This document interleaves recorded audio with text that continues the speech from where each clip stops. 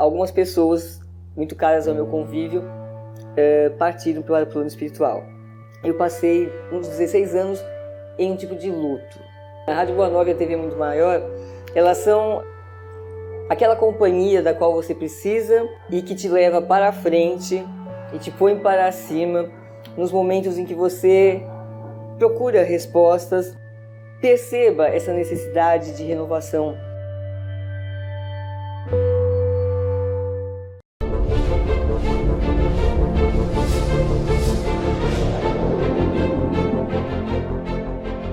Olá, meus queridos irmãos, é com muita alegria que iniciamos mais um programa Abrindo a Bíblia na TV.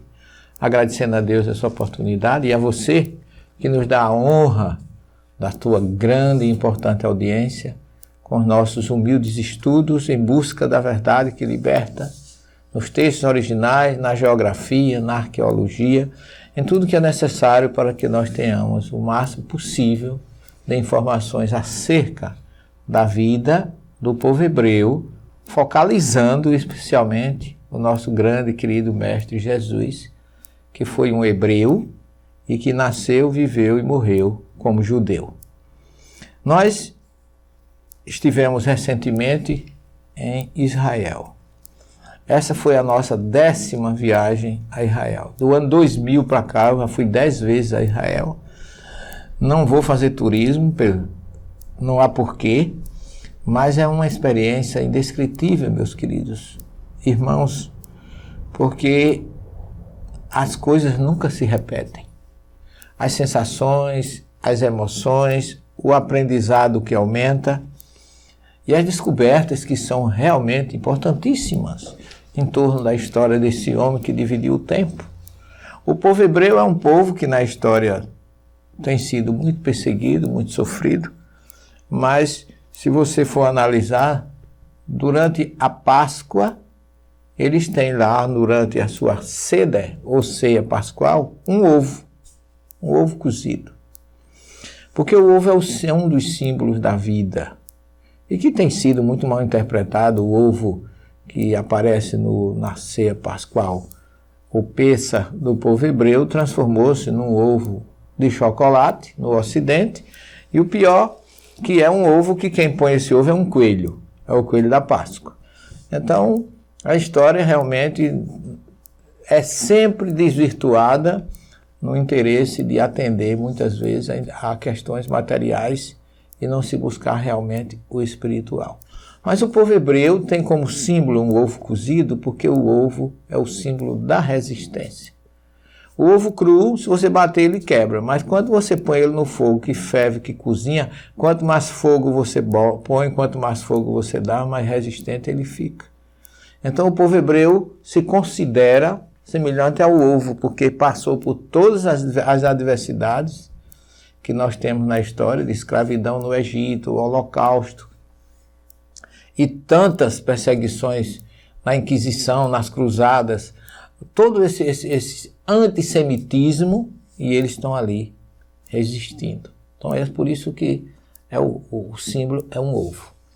Eu tenho estudado esse processo em busca de um reencontro com Jesus, vamos dizer assim, cientificamente, teologicamente e, sobretudo, espiritualmente. E eu já fui 4 vezes ao Egito, fui 2 vezes à Jordânia e 10 vezes a Israel. Então eu gostaria esse programa de hoje, que nós pudéssemos fazer um resumo sobre a importância de tudo isso, porque a gente não sabe como o Egito foi importante, porque esse povo teve que passar no Egito, com José, depois com a escravidão, a libertação de Moisés, durante todo esse período, esse povo herdou dos egípcios muitas questões espirituais. A ressurreição, a imortalidade da alma, a reencarnação, o monoteísmo, tudo teve origem no povo egípcio. Mas esse povo sai do Egito em busca da terra prometida, sendo dirigido por Moisés, até chegarem nas proximidades de Jericó, no Monte Nebo, onde Moisés viu, Deus lhe mostrou a terra prometida e disse a ele que ele não entraria. A partir dali, o bastão foi passado a Josué, Moisés foi enterrado no Monte Nebo, e a história dele encerra aí, e aí continua com Josué, que entra, começa a fazer uma peregrinação por toda aquela antiga região que fica dividido entre Israel e a Síria, Decápolis, até o Golfo de Acaba, no extremo sul.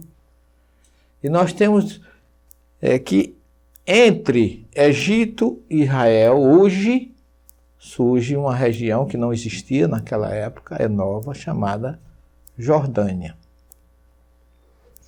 E é através da Jordânia que a gente fez um apanhado já de 2 viagens lá, sobre a importância desse país para a história do povo hebreu.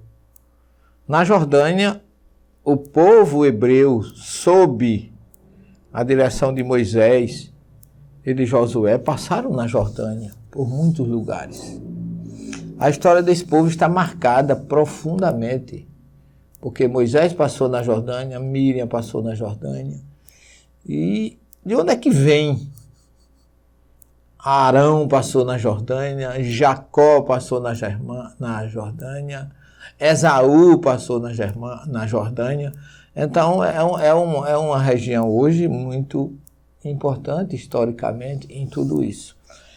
Quando Josué divide as 12 tribos, quando ele chega em Shiló, na Samaria, que ele divide as 12 tribos, tem uma tribo que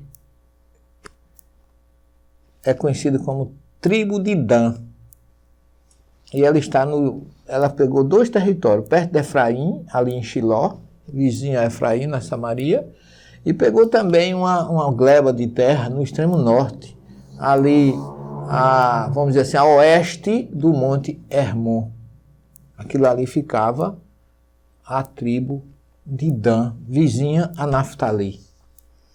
Mas a palavra Dan, em hebraico, pela história, ali em Dan, no Monte Hermon, nasce de fontes, que ali no sopé do Monte Hermon ficava um templo ao deus pagão, o deus Pan, que era um deus em forma de bode, conquistador. A história dele é uma história interessante. E quando os árabes chegaram ali, os conquistadores, aquela região que se chamava Pan, como o árabe tem dificuldade de dizer a palavra P, a letra, eles chamavam Ban. E as fontes que do Monte Hermon originavam a nascente do Rio Jordão, eles passaram, hoje se chama Bânias, porque o árabe não pronuncia com facilidade o P. Então, Bânias hoje é uma região que ficava, depois, no tempo de Jesus, pertenceu a Cesareia de Filipe, onde Jesus esteve lá com os discípulos, e tem toda aquela história da passagem dele ali. Mas, por que a Jordânia tem esse nome? Por causa do rio Jordão. Ela recebeu esse nome em virtude de hoje, ou através da história, quando a Jordânia se formou, se constituiu como reino hashemita, ela fica a leste de Israel. Assim como Israel fica a oeste da Jordânia. E entre esses 2 países, você tem o Rio Jordão. De onde é que vem esse nome, Jordão?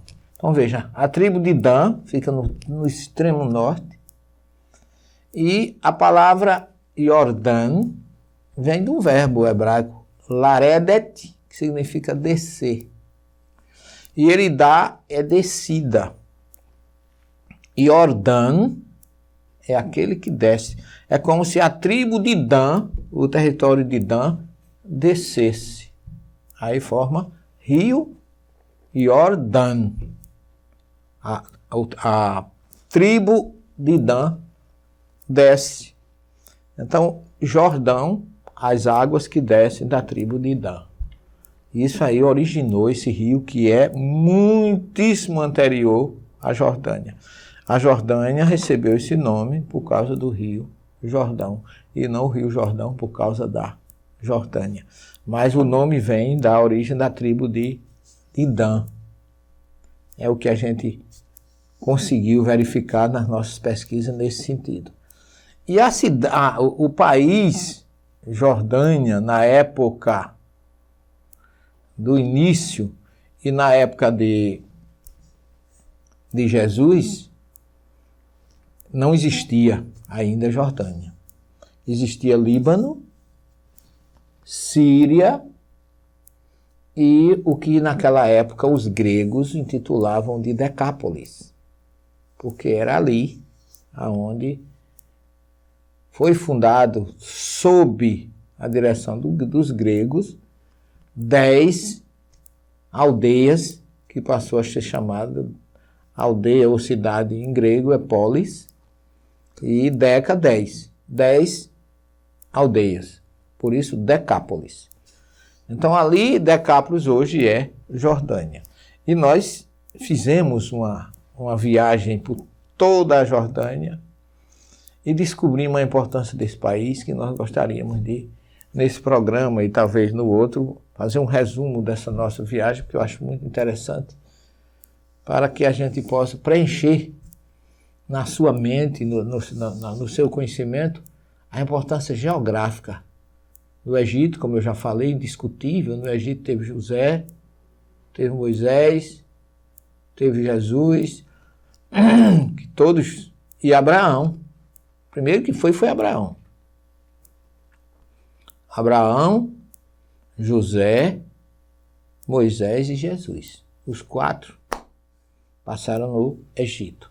E depois a Jordânia, como um país que hoje substituiu ou tomou conta da antiga Decápolis, ela hoje tem um conceito e uma importância muito grande, porque na Jordânia hoje fica Gadara, fica Péla, fica Gerasa, Filadélfia, o rio até o extremo norte, você tem participações dessa região e importância na vida de Jesus. Nosso tempo está esgotado, mas não sai daí que nós já voltamos para continuar com algumas informações a mais nesse sentido. Até já, não saia daí, 1 minuto só. É portador do vírus HIV. E se fosse possível levar esperança para milhares de pessoas?